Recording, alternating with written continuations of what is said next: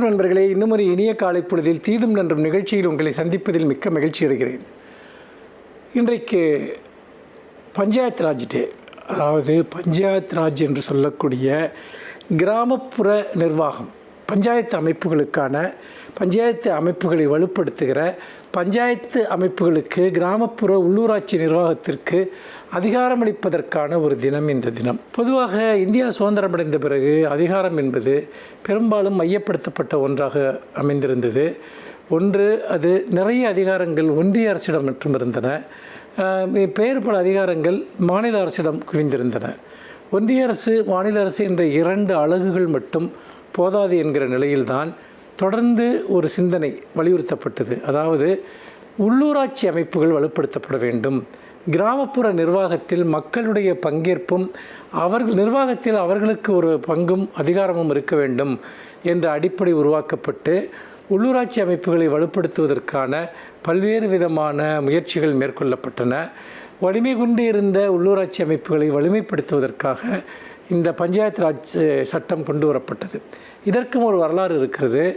இந்திய பிரதமர்களில் மக்களுக்கு அதிகாரம் அளிக்க வேண்டும், மக்களுக்கு நேரடியாக அவர்களுக்கு நிர்வாகத்தில் பங்கு இருக்க வேண்டும் என்கிற ஒரு சிந்தனையை வலுவாக உருவாக்கியவர் முன்னாள் பிரதமர் ராஜீவ்காந்தி அவர்கள். அவர் இதை பற்றி தொடர்ந்து பேசியதோடு மட்டுமல்லாமல், அவர் பிரதமராக இருந்தபோது 1989 வருடம் அந்த 66ஆம் சட்டப்பிரிவின்படி 66ஆம் சட்டப்பிரிவினை, அரசியல் சாசன சட்டப்பிரிவினை திருத்தி உள்ளூராட்சி அமைப்புகளுக்கு அந்த ஒரு அதிகாரம் அளிக்கக்கூடிய அந்த சட்டத்தை கொண்டு வர முயன்றார். ஆனால் மாநிலங்களவையில் அந்த சட்டம் நிறைவேறவில்லை, அது தோற்றுப்போனது. அந்த நிலையில் தான் 1992ஆம் ஆண்டில் இந்த சட்டம் மீண்டும் கொண்டு வரப்பட்டு சட்டமாக்கப்பட்டது. 1993ஆம் ஆண்டு அது நிறைவேற்றப்பட்டது. இதே ஏப்ரல் 24ஆம் தேதி அந்த சட்டம் மசோதா நடைமுறைக்கு வந்தது. அதன்படி மக்கள் உள்ளூராட்சி அமைப்புகளில் வாக்களித்து தங்களுடைய பிரதிநிதிகளை தேர்ந்தெடுத்தார்கள். அவர்களுக்கான தனி நிதி ஆதாரங்கள் வழங்கப்பட்டன. அதோடு பெண்களுக்கு 33% இடஒதுக்கீடு என்ற நிலை தமிழ்நாடு போன்ற மாநிலங்களில் முதலில் கொண்டு வரப்பட்டது. அதோடு மட்டுமல்லாமல் பட்டியலினத்தவர்கள் மற்றும் பிற்பட்ட சமூகத்தை சேர்ந்தவர்களுக்கான இடஒதுக்கீடும் அந்த பஞ்சாயத்து அமைப்புகளில் கொண்டு வரப்பட்டது. கிராமப்புற பஞ்சாயத்து, மண்டல ரீதியான பஞ்சாயத்து அமைப்புகள், மாவட்ட ரீதியான அமைப்புகள் என பல அடுக்குகளில் இந்த உள்ளூராட்சி அமைப்புகள் ஏற்படுத்தப்பட்டன. அதன் மூலமாக அதிகாரம் பரவலாக்கப்பட்டது மட்டுமல்ல, அந்த மக்களுடைய உள்ளூர் தேவைகள், சாலை வசதிகள், குடிநீர் வசதிகள் மற்றும் அடிப்படையான வாழ்வியல் மேம்பாடுகள் தொடர்பான விஷயங்களை அந்த உள்ளூரின் தேவைகளுக்கு ஏற்ப செயல்படுத்துவதற்கு இந்த பஞ்சாயத்து அமைப்புகள் வலிமை பெற்றதன் மூலமாக நடைமுறையில் அது சாத்தியப்பட்டது.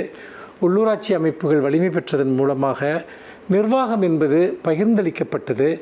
அதன் மூலம் மக்கள் தங்களுக்கு உரிய பிரதிநிதிகளை உடனடியாக அணுகக்கூடிய ஒரு சூழலும் ஏற்பட்டது. அந்த வகையில் பார்க்கிற போது இந்த உள்ளூராட்சி அமைப்புகளுக்கு அதிகாரமளிக்கப்பட்ட இந்த நாள், இந்த சட்டம் என்பது அது ஒரு மக்களாட்சி தத்துவத்தினுடைய ஒரு மிகப்பெரிய மைல்கல்லாக, ஒரு மிகப்பெரிய சாதனையாக கருதப்படுகிறது. நம்முடைய மக்களாட்சி தத்துவத்தில் இந்த நாள் என்பது, உள்ளூராட்சி அமைப்புகள் வலிமை பெற்ற இந்த நாள் என்பது அது என்றென்றும் மறக்க முடியாத ஒரு மகத்துவமான நாள் என்பதை நாம் மறந்துவிடக்கூடாது. மீண்டும் இன்னும் ஒரு புதிய சிந்தனையோடு உங்களை சந்திக்கிறேன். நன்றி, வணக்கம்.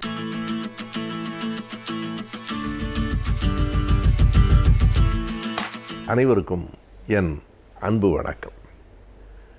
கால மாற்றங்கள், காலத்தினுடைய அறிவியல் தொழில்நுட்ப வளர்ச்சி இவைகளை பொறுத்து இயல்பாக மக்களிடம் வழங்கும் சொற்கள், உரையாடல்களிலும் கூட ஒரு மாற்றம் வரும்.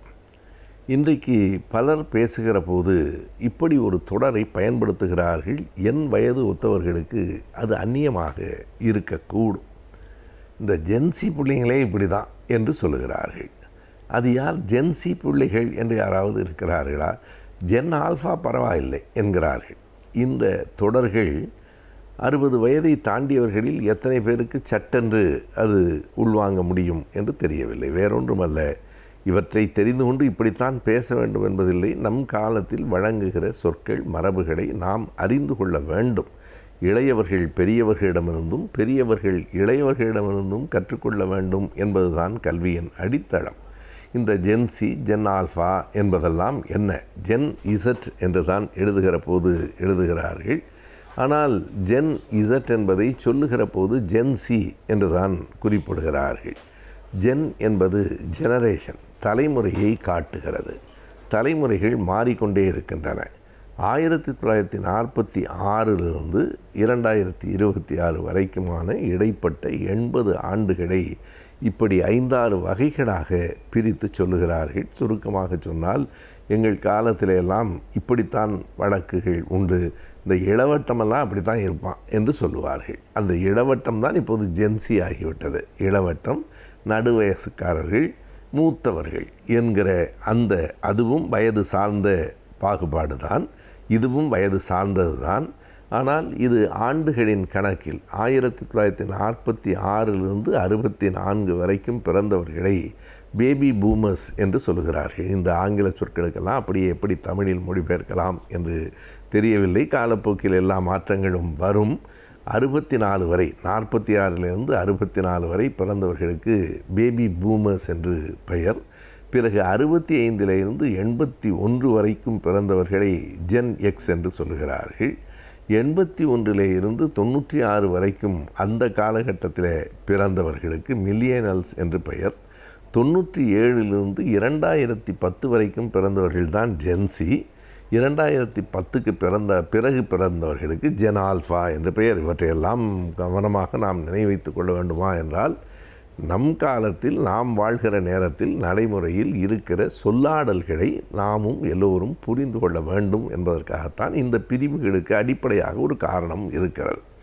அது என்ன 46 47 என்று சொன்னாலாவது இந்தியா விடுதலை அடைந்த காலம் என்று சொல்லலாம். அப்படியல்ல, இந்த சொல்லாடல்கள் உலகம் முழுவதும் இருக்கின்றன. அதை நாம் கவனத்தில் கொள்ள வேண்டும். 46 என்று ஒரு கோடு போட்டு ஒரு ஆண்டை எடுத்துக்கொண்டதற்கான அடிப்படை காரணம், 2வது உலகப்போர் 45 முடிகிறது. 2வது உலகப்போருக்கு பின்னால் பிறந்தவர்கள், அதற்கு பின்னால் பிறந்தவர்கள்தான் வகைப்படுத்தப்படுகிறார்கள். 2026 வரையில், அதாவது 1945 39 தொடங்கிய 2வது உலகப்போர் 45 முடிகிறது. 46 81 வரைக்கும் ஒரு பழைய பிரிவு. அவர்கள்தான் இப்போது இருக்கிறவர்களில் கொஞ்சம் மூத்தவர்கள். அவர்களை பேபி பூமர்ஸ் என்கிறார்கள். அதாவது குழந்தைகளாக அந்த காலத்தில் உருவெடுத்தவர்கள். அதற்கு பிறகு யார் வருகிறார்கள்? ஜென் எக்ஸ் என்று ஒரு அடுத்த தலைமுறை வருகிறது. இந்த 2வது தலைமுறைக்கு என்ன என்றால், முதல் தலைமுறைக்கு தெரியாத பல செய்திகள் இந்த ஜென் எக்ஸ் தலைமுறைக்கு தெரியும். 65 81 வரைக்கும் அது ஒரு மத்தியமான காலகட்டம், ஒரு மிகப்பெரிய போர்களெல்லாம் வெடிக்காத காலம். பிறகு 81 96 என்ன நடக்கிறது என்றால், கணிப்பொறிகள் வந்து சேருகின்றன. 87க்கு பிறகு இன்றைக்கு நாம் கையில் வைத்திருக்கிற அலைபேசிகள் வந்திருக்கின்றன. அலைபேசிகளோடு பிறந்தவர்கள் என்று கூட ஜென்சி என்கிற அந்த இளைஞர்களை சொல்லலாம். அவர்கள் இன்றைக்கு அரசியலில் என்ன முடிவெடுக்கிறார்கள்? எல்லா நாடுகளிலும், நம் நாட்டில் மட்டுமல்ல, அந்த ஜென்சி என்கிற இளைஞர்கள் 97க்கு பிறகு பிறந்தவர்கள் 2010 வரைக்கும். 2010க்கு பின்னால் பிறந்தவர்களை ஜென் ஆல்ஃபா என்று அழைக்கிறார்கள். இவையெல்லாம் ஆங்கிலத்தில் வழக்கில் இருக்கின்ற சொல்லாடல்கள்.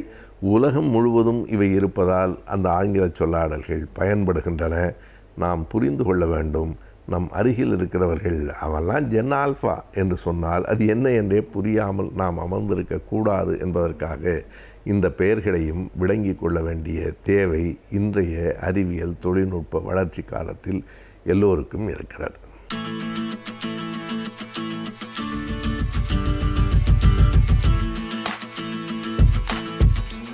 வணக்கம் நேயர்களே. நாம் மன வாழ்க்கையில் ஏற்படக்கூடிய சிக்கல்கள், பிரச்சனைகள், இவைகளெல்லாம் நாம் எவ்வாறு சமாளிப்பது என்பதை பற்றி சில யூகங்களை நாம் பார்த்து வருகின்றோம். அதில் ஒவ்வொன்றாக பார்த்து வந்தோம். அதாவது நாம் பிடித்தது, பிடிக்காதது, விட்டு கொடுப்பது, பிறந்த வீட்டை பற்றி நாம் பெருமையாக பேசாமல் இருப்பது என்று பல யுக்திகளை நான் உங்களிடம் கூறி வந்தேன். அதில் ஒரு முக்கியமான ஒன்றாக இருப்பது தாம்பத்தியம். அதாவது மன வாழ்க்கையில் தாம்பத்தியம் என்பது பொதுவாக செக்ஸ் என்று சொல்கின்றோம்.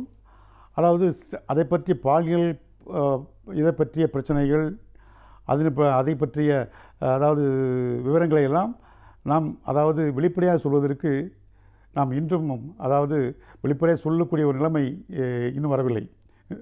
அதாவது அதுபோல் ஒரு சந்தர்ப்பம் தான் நிலவுகின்றது. பால்வினைகளை பற்றி பாலியல் பற்றி விரிவாக வெளிப்படையாக சொல்வதற்கு முடியாத ஒரு நிலையில் இருக்கின்றோம். அதாவது செக்ஸ் சொல்கின்றோம். செக்ஸ் என்றால் என்ன என்று அதாவது கேட்டோம் என்றால், செக்ஸ் என்பது லத்தீன் லாங்குவேஜில் அந்த காலத்தில் அதாவது மருத்துவத்துறையில் கிரேக்கர்கள் லத்தீன் இவர்கள் தான் அவர்கள் கை ஓங்கியிருந்தது. அவர்களுடைய மொழிகள் தான் இன்றும் மருத்துவத்துறையில் நாம் பின்பற்றி வருகின்றோம். அதாவது அது லத்தீன் மொழியில் செக்ஸ் என்றால் என்ன என்றால் பிரி என்று அர்த்தம், டிவிஷன் 2 மேஜர் பிரிவுகள், பைஃபர்கேஷன் என்று அர்த்தம், 2 மேஜர் பிரிவுகள் என்று அர்த்தம். அதை செக்ஸஸ் என்று கூறினார்கள். அந்த செக்ஸ் என்பது என்னவென்றால் அதாவது அது வாழ்க்கையில் எவ்வாறு அது பயன்படுகிறது என்றால் வாழ்க்கைக்கு ஒரு முக்கியமான ஒன்றாக அமைகின்றது. அதாவது நம் வாழ்வை ஆரோக்கியமாக வாழ்வதற்கும் செக்ஸ் உதவுகின்றது. அது மட்டுமல்லாமல் நாம் நீண்ட ஆயுளுடன் வாழ்வதற்கும் அது உதவுகின்றது. வாழ்வு அர்த்தமுள்ளதாக மாறுவதற்கும் அது உதவுகின்றது. வாழ்க்கையில் அர்த்தம் வேண்டினால்வா, அர்த்தமுள்ள வாழ்க்கைக்கு அது உதவுகின்றது. ஆக ஒவ்வொரு கட்டத்திலும் அது செக்ஸ் என்பது நமக்கு அதாவது உதவுவதாக இருக்கின்றது. ஆரோக்கியமான வாழ்வு, அர்த்தமுள்ள வாழ்வு, நீண்ட ஆயுளுள்ள வாழ்வு, இன்று நமக்கு அது பெரும் பங்கினை நமக்கு பகிர்கின்றது. அதாவது விஞ்ஞான முறை எடுத்துக்கொண்டோம் என்றால் எப்படி என்றால், விஞ்ஞான முறையில் உடல் ரீதியாக எடுத்துக்கொண்டோம் என்றால் அதாவது இருதயத்திலிருந்து நேரடியாக பிளட் சப்ளை எங்கு செல்கின்றது, தாம்பத்தியம் நடக்கும் நேரத்தில் அதை சப்ளை ஆகின்றது. அதாவது இதயம் தன்னுடைய சப்ளை ஒவ்வொரு ஆர்கன்களுக்கும் லிவர் இருக்கின்றது, கிட்னி இருக்கின்றது, லங்ஸ் இருக்கின்றது, ஒவ்வொன்றுக்கும் அது பிரான்ச் மூலமாக மெயின் பிரான்ச் என்று சிறு பிரான்ச் என்று அப்படி தான் செல்கின்றது ஒவ்வொரு உறுப்புகள் வேலை செய்வதற்கும். ஆனால் இந்த தாம்பத்தியத்தில் இந்த செக்ஸ் இந்த செயல்படும் நேரத்தில் 5 புலன்களும் மனிதனுடைய 5 புலன்களும் ஒன்றாக இணைந்து செயல்படக்கூடிய நேரம் அது. அதாவது கோஆர்டினேஷன், கோஆபரேஷன் என்று ஒன்றுக்கொன்று கோஆர்டினேட் பண்ணி ஒத்துழைத்து மொத்தமாக ஒரே நேரத்தில் பணி செய்யக்கூடிய அந்த நேரம்தான், அதாவது செயல்படக்கூடிய நேரம்தான் நமக்கு தாம்பத்தியம். அந்த நேரத்தில் இருதயம் என்ன செய்கின்றது, நேரடியாக தன்னுடைய கண்ட்ரோல் எடுத்துக்கொண்டு நேரடியாக இரத்த சப்ளை அங்கே செலுத்துகின்றது. உடல் எந்த அளவுக்கு ஒத்துழைக்கின்றது பாருங்கள். அது மட்டும் இல்லாமல் அதை கண்ட்ரோல் பண்ணக்கூடிய, அதாவது தாம்பத்தியம் செக்ஸ்ன்னு சொல்கின்றோமே, அதை கண்ட்ரோல் பண்ணக்கூடிய இடம் மூளையில் இருக்கின்றது. அதற்கு அருகில்தான் அறிவுத்திறன் உள்ள இடமும் இருக்கின்றது. இந்த 2 கண்ட்ரோல் ரூமும் மூளையில் அருகருகே இருக்கின்றது, அருகாமையில் இருக்கின்றது, அடுத்தடுத்து இருக்கின்றது. ஆகவே அதாவது அறிவுத்திறன் அதிகமாக இருந்தாலும் அது ஸ்டிமுலேட் பண்ணுகின்றது, இது அதிகமாக இருந்தாலும் அதை ஸ்டிமுலேட் பண்ணுகின்றது. இவ்வாறாக அடுத்தடுத்து இருக்கின்றது. எவ்வளோ ஒற்றுமையாக இருக்கின்றது. அது மட்டுமல்லாமல் அதாவது நாம் பார்க்கின்றோம், அதாவது உடல் மட்டுமல்ல உள்ளம் கூட, அதாவது தாம்பத்தியம் என்பது தனி மனிதனுடைய வாழ்க்கை, தனி மனித சுதந்திரம் என்றால் கூட இருவரும் இணைந்தால்தான் நாம் அதை செயல்படுத்த முடியும். அதே நேரத்தில் அதாவது அது உடல் சம்பந்தமான ஒன்றுதான், உறவுதான். இருந்தாலும் மனம் அங்கே முக்கியத்துவம் பெறுகின்றது. மனமும் அதில் பங்கேற்கின்றது. எவ்வாறு என்றால் திருப்தி. நமக்கு திருப்தி என்பது எப்படி கிடைக்கின்றது? நாம் உடல் மூலமாகத்தான் அதில் நாம் தாம்பத்தியம் என்பது கிடைக்கின்றது அந்த செயலில். அதே நேரத்தில் நாம் அதாவது திருப்தி என்று ஒன்று உண்டு. திருப்தி அடைந்தால் தானே நமக்கு திருப்தி என்று ஒன்று வரும். அது முடிவு கொண்டு வருவதற்கு ஒரு திருப்தி தேவைப்படுகின்றது. அந்த திருப்தி எங்கிருந்து வருகிறது? மனத்திலிருந்து வருகிறது, மனம். ஆகவே அதாவது தாம்பத்தியத்தில் உடல் ரீதியாக இருந்தாலும் உள்ளமும் முக்கியமாக ஒரு பங்கை ஏற்றுக்கொள்கிறது. ஆகவே இது வாழ்க்கைக்கு முக்கியமான ஒன்று. இருந்தாலும் நாம் அதாவது செக்ஸ் என்ற வார்த்தைகளை சொல்வதற்கு நம்முடைய சமுதாயத்தில் சில ஸ்டிக்மாக்கள் இருக்கின்றது, அடைமொழிகள். அது மட்டுமல்லாமல் பட்ட பெயரெல்லாம் இருக்கின்றது. வெளிப்படையாக சொல்வதற்கே முடியாத ஒரு சந்தர்ப்பம் நிலவுகின்றது. அதனால்தான் இன்று அதாவது என்ன சொல்கின்றார்கள் என்றால் வாழ்வியல் மருத்துவம், வாழ்வியல் கல்வி என்று சொல்கின்றார்கள். அதாவது வாழ்வியல், அது மருத்துவவியல் கல்வி அப்படி என்று சொல்கின்றார்கள். குடும்பவியல் கல்வி என்று கூறுகின்றார்கள். அதை நாம் அழகு தமிழில் சொல்ல வேண்டும் என்றால், நம்முடைய அழகு தமிழில் அர்த்தமுள்ளதாக சொல்ல வேண்டும் என்றால் அதுக்கு தாம்பத்தியம் என்று சொல்லலாம். தாம்பத்தியம் என்பது ஒரு புண்ணியமான வார்த்தை, ஒரு கண்ணியமான வார்த்தை. நாம் அதை பயன்படுத்திக் கொள்ளலாம். ஆகவே தாம்பத்தியம் மனிதனுடைய திருமணத்தில் தாம்பத்தியம் என்பது முக்கிய பங்கு வகிக்கின்றது. தாம்பத்தியம் இல்லாமல் திருமணம் இல்லை. தாம்பத்தியம் இல்லாத திருமணங்கள் அதாவது நிலைக்கலாம். ஆனால் திருமணம் இல்லாத தாம்பத்தியங்கள் நிலைத்ததாக சரித்திரமில்லை. ஆகவே தாம்பத்தியம் என்பது ஒரு முக்கியமான ஒன்றாக இருக்கின்றது. தாம்பத்தியம் அதுவாக நம்முடைய சமுதாயத்தில் எடுத்துக்கொள்ளும் என்றால், திருமணத்திற்கு அப்பாற்பட்ட தாம்பத்தியத்தை சமூகம் ஏற்றுக்கொள்வதில்லை. அது கண்டிக்கத்தக்கது, அது தண்டிக்கத்தக்கது. நம்முடைய சமுதாயத்தில் திருமணத்திற்கு அப்பாற்பட்ட தாம்பத்தியம், ஒரு பாலியல் உறவு என்பதை சமூகம் ஏற்றுக்கொள்ளுமா? ஆணாக இருந்தாலும் சரி, பெண்ணாக இருந்தாலும் சரி ஏற்றுக்கொள்ளாது. அதே நேரத்தில் திருமணத்தின் மூலமாக நாம் அடையும் தாம்பத்தியம் இருக்கின்றதே, அதற்கு நம்முடைய சமூகம் என்ன கூறுகின்றது? அதை ஒரு புண்ணியமாக நினைக்கின்றது, ஒரு கண்ணியமாக நினைக்கின்றது, ஒரு மரியாதையாக நினைக்கின்றது. நமக்கு ஒரு மரியாதையும் கிடைக்கின்றது அந்த தாம்பத்தியத்துக்கு. அதை சாந்தி என்று கூறுகின்றோம். மன அமைதி, சாந்தி முகூர்த்தம் என்று கூறுகின்றோம் அல்லவா? திருமணத்தின் மூலம் அதை அடையும் பொழுது அதனுடைய கண்ணியமும் அதனுடைய மதிப்பும் கூடுகின்றது. ஆகவே திருமணத்தில், தாம்பத்தியத்தில், அதாவது இந்த தாம்பத்தியம் ஈடுபடும் போது அதில் சில கட்டுப்பாடுகள் இருக்கின்றன. எழுதாத சட்டம், அது எழுதாத சில சட்டங்கள் இருக்கின்றன, சில கோட்பாடுகள், விதிமுறைகள், கட்டுப்பாடுகள் எல்லாம் இருக்கின்றன. நம்ம சமுதாயம் அதை அமைத்து தந்திருக்கின்றது. ஒரு செயல் இருக்கின்றது வைத்துக்கொள்வோம். ஒரு செயல் இருக்கின்றது, அந்த செயலில் ஒரு லிமிட்டேஷன் இருக்கும். அந்த லிமிட்டுக்குள்ளே நாம் இருக்க வேண்டும். சமுதாயம் ஒன்றை வைத்திருக்கின்றது, ஒரு செயலை. அந்த செயலை நாம் தாண்டும் பொழுது, அந்த செயலை மீறி, அந்த வேலையை மீறி, அந்த ஒரு லிமிட்டேஷனை மீறி நாம் செயல்படும் போது எப்படி இருக்கின்றது?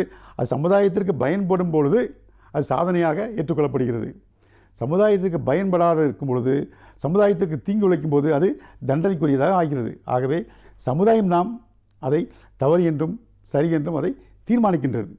அதாவது தாம்பத்தியத்தை பொறுத்தவரையில் என்னென்றால், அதாவது இதுதான் சரி, இதுதான் தவறு என்றில்லை, இதுதான் அளவு, இவ்வளவுதான் அளவு இருக்க வேண்டும் என்றெல்லாம் இல்லை. அதாவது நம்ம முடிந்தது, முடியாதது, பிடித்தது, பிடிக்காதது, அதாவது வேண்டியது, வேண்டாதது எல்லாம் அங்கே இருக்கின்றன. அதே நேரத்தில் தாம்பத்தியத்தில் அதாவது வக்கிரங்கள் இருக்கின்றது, கொடுமைகள் இருக்கின்றது, துன்பங்கள் இருக்கின்றது, விவகாரங்கள் இருக்கின்றன, கொடுமைகள் இருக்கின்றன, இதெல்லாம் இருக்கின்றன. இதையெல்லாம் கட்டுப்படுத்ததான் சமுதாயம் அதாவது சட்டங்களை, எழுதாத சட்டங்களை இயக்கி வைத்திருக்கின்றது, கட்டுப்பாடுகளை. அந்த கட்டுப்பாட்டுக்குள் இருக்கும் பொழுதுதான் அந்த தாம்பத்தியம் சிறப்பை பெறுகின்றது. ஆகவே இன்றைய இளைஞர்கள் அதாவது தாம்பத்தியத்தை பொறுத்தவரை எப்படி இருக்கின்றார்கள் என்பதை நாம் அடுத்த முறை சந்திப்போம். நன்றி, வணக்கம்.